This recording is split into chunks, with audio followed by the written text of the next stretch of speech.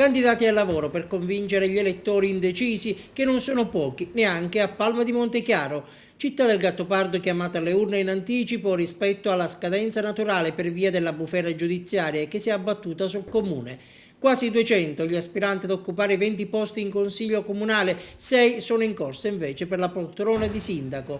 Pasquale Amato, che è anche un ex consigliere provinciale, è sostenuto apertamente da PDL e da 2 liste civiche, dentro uomini del PD e dell'MPA, area di Mauro, una sorta di larga intese modello Roma. Più che una questione di imitare quello che succede a Roma, in realtà qui in Sicilia e soprattutto in realtà come la nostra, il bisogno di questo genere di alleanze invece più che una possibilità di ripiego invece diventa una strategia per ricercare risultati. Quali sono gli argomenti più ricorrenti per poter convincere gli elettori? Gli argomenti ce ne sono tanti, c'è l'esigenza di riprendere e permettetemi di ridare quel sorriso che è stato tolto a Palma di Montechiaro. Un altro volto conosciuto per essere stato impegnato nelle istituzioni della provincia regionale di Agrigento è Stefano Castellino, ex assessore nella giunta d'Orsi, alle politiche candidato nelle file della destra, al suo fianco 2 liste civiche. È un momento assai difficile per Palma di Montechiaro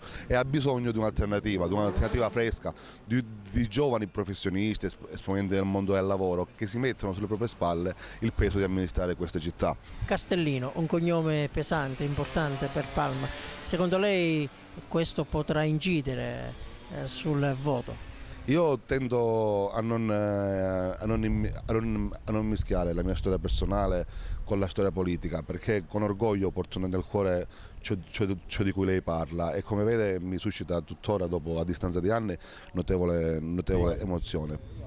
A livello politico non ha certamente popolarità provinciale, si è ritagliata però un ruolo significativo a Palma, dove nella legislatura interrottasi è stata assessore nell'amministrazione Bonfanti. Il sindaco uscente è ora candidato in una delle 2 liste civiche che sostengono Lina Vizzini. Forse il ruolo è molto impegnativo e questo ha fatto sì che io ponderassi bene la scelta della candidatura, perché non è la stessa cosa il passaggio da amministratore come assessore a sindaco. Quali sono i punti qualificanti del suo programma? Abbiamo la necessità di entrare direttamente in contatto con le famiglie, perché le famiglie hanno bisogno di sostegno, la famiglia è la fascia debole da sostenere.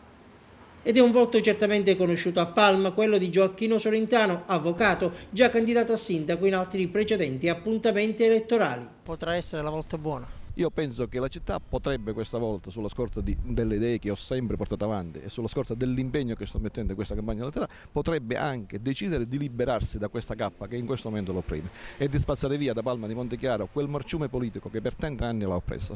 Quali sono i punti qualificanti del suo programma?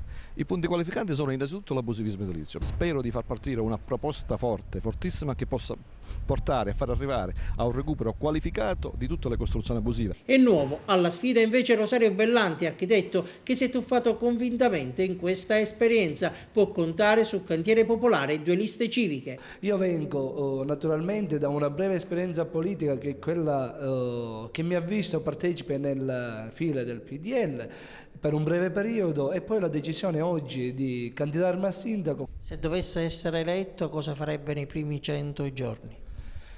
Se dovessi essere eletto, e non solo nei primi 100 giorni, mi prometto di essere il sindaco, mi prometto di essere il primo cittadino e pertanto responsabile, considerando che la casa del comune è la casa di tutti gli abitanti di questo paese. E infine il 6° candidato è Giuseppe Lomia, appoggiato dal Movimento 5 Stelle, ma lui si è rifiutato, ha preferito restare lontano dalle telecamere.